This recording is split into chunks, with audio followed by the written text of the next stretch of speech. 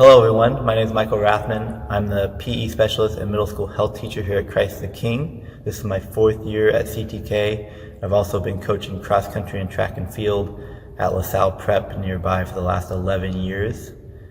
Here at CTK, all students have 90 minutes of PE each week. K through 5, I see 3 times a week for 30 minutes, and middle school I see twice a week for 45 minutes. In class, we work on a large variety of skills and activities. Younger grades, we focus a lot on locomotor skills, hopping, jumping, skipping, running. Then we kind of move on to sport-specific skills, running, kicking, how to hold a racket, hand-eye coordination stuff.